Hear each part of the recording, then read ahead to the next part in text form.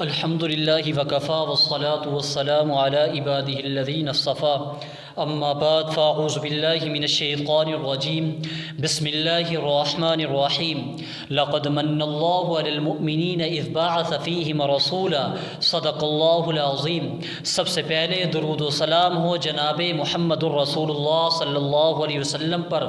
درود پڑھیے اللہم صلی علی سیدنا محمد وعلی آل سیدنا و مولانا محمد وبارک وسلم وصلی علیہ۔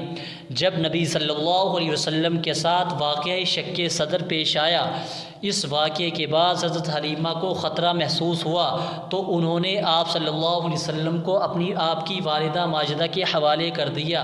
چنانچہ آپ صلی اللہ علیہ وسلم 6 سال کی عمر تک والدہ ہی کی آغوش محبت میں رہے، اور ادھر حضرت آمینہ نے ارادہ کیا کہ وہ اپنے وفات شدہ شوہر کی یاد وفا میں یثرب جا کر ان کی قبر کی زیارت کریں۔ چنانچہ وہ اپنے یتیم بچے یعنی نبی صلی اللہ علیہ وسلم اور اپنی خادمہ ام ایمن کے ساتھ 500 کلومیٹر کی مسافت طے کر کے مدینہ تشریف لے گئیں اور وہاں 1 ماہ تک قیام کر کے واپس ہوئیں، لیکن ابھی ابتدائی راستے میں ہی تھی کہ بیماری نے آ لیا۔ پھر یہ بیماری شدت اختیار کرتی گئی، یہاں تک کہ مکہ اور مدینہ کے درمیان مقام ابوا میں پہنچ کر آپ کا انتقال ہو گیا اور مقام ابوا ہی میں آپ کو دفن کر دیا۔ اس کے بعد ام ایمن آپ صلی اللہ علیہ وسلم کو لے کر مکے آئیں اور آپ صلی اللہ علیہ وسلم کو عبد المطلب کے سپرد کر دیا۔ عبد المطلب کا دل اپنے اس یتیم پوتے کی محبت و شفقت کے جذبات سے تڑپ رہا تھا، کیونکہ ابھی پچھلے غم ختم نہیں ہوئے تھے، ایک نیا تازہ غم سامنے آ گیا تھا۔ عبد المطلب کے جذبات میں پوتے کے لیے ایسی رقت تھی کہ ان کی اپنی حقیقی اولاد میں سے بھی کسی کے لیے ایسی رقت نہ تھی۔ چنانچہ قسمت نے آپ صلی اللہ علیہ وسلم کو تنہائی کے جس صحرا میں لا کھڑا کیا تھا، عبد المطلب نے اس میں آپ صلی اللہ علیہ وسلم کو تنہا چھوڑنے کے لیے تیار نہ تھے، بلکہ آپ کو اپنی اولاد سے بڑھ کر چاہتے تھے، بڑوں کی طرح ان کا احترام کرتے تھے۔ ابن حشام لکھتے ہیں کہ عبد المطلب کے لیے خانہ کعبہ کے سائے میں فرش بچھایا جاتا تھا، ان کے سارے لڑکے فرش کے ارد گرد بیٹھتے تھے۔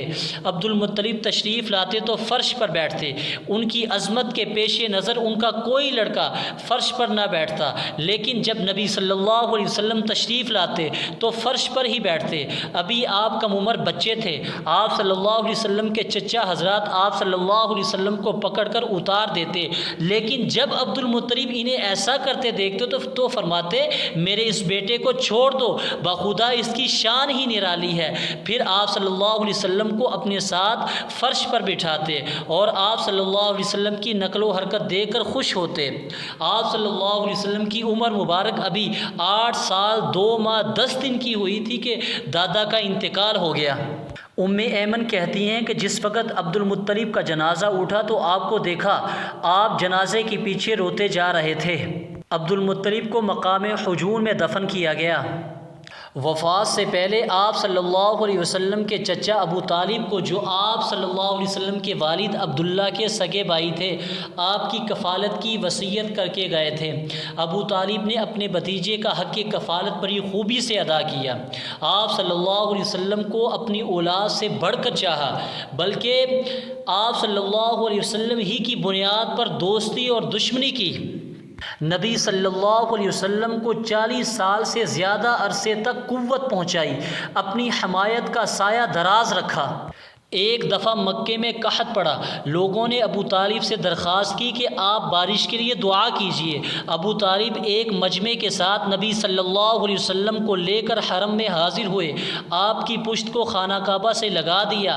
آپ صلی اللہ علیہ وسلم نے شہادت کی انگلی سے آسمان کی طرف اشارہ فرمایا، بادل کا کہیں نام و نشان نہ تھا، اشارہ کرتے ہی ہر طرف بادل امنڈ آئے اور اس قدر بارش ہوئی کہ تمام ندی نالے بہنے لگے۔ اسی واقعے کی طرف اشارہ کرتے ہوئے ابو طالب آپ صلی اللہ علیہ وسلم کی مدح ثنائی کیا کرتے تھے، وہ خوبصورت ہیں، ان کے چہرے سے بارش کا فیضان طلب کیا جاتا ہے، یتیموں کا مأویٰ ہے اور بیواؤں کا محافظ ہے۔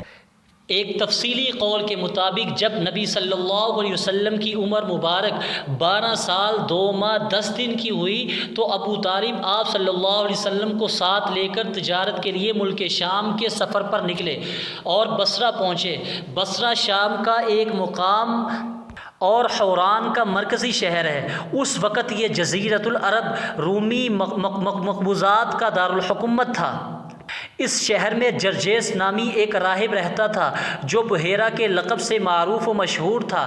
جب قافلے نے وہاں پڑاؤ ڈالا تو یہ راہب اپنے گرجا سے نکل کر قافلے کے اندر آیا اور اس قافلے کی میزبانی کی، حالانکہ اس سے پہلے کبھی بھی وہ اپنے گرجے سے باہر نہیں نکلتا تھا۔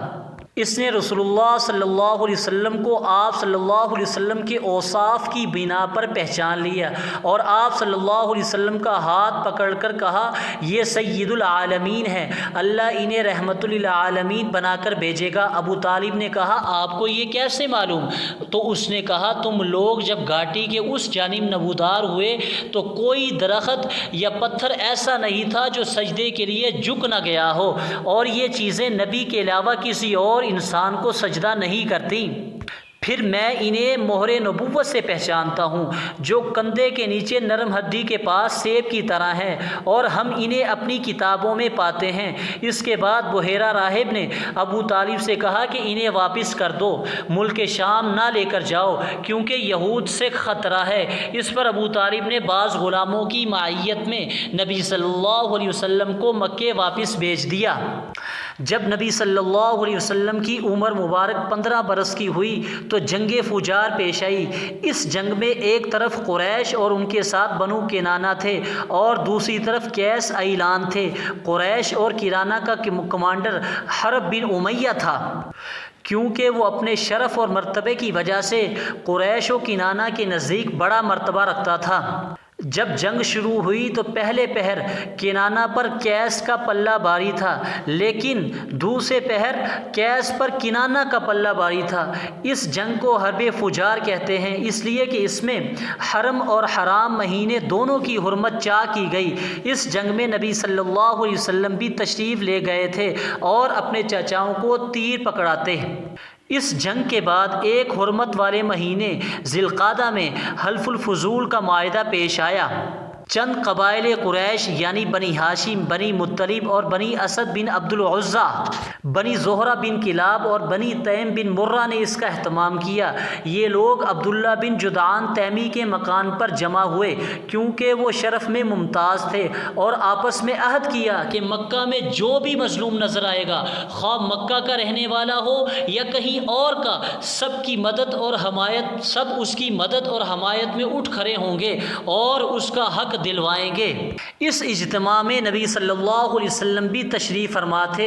جب نبی صلی اللہ علیہ وسلم کو شرف رسالت سے نوازا گیا تو اس کے بعد نبی صلی اللہ علیہ وسلم فرمایا کرتے تھے کہ میں عبداللہ بن جدعان کے مکان پر ایک ایسے معاہدے میں شریک تھا، مجھے اس کے عوض سرخ اونٹ بھی پیش کیے جاتے تو میں نہ لیتا، اور اگر اسلام میں اس عہد کے لیے مجھے بلایا جاتا تو میں لبیک کہتا۔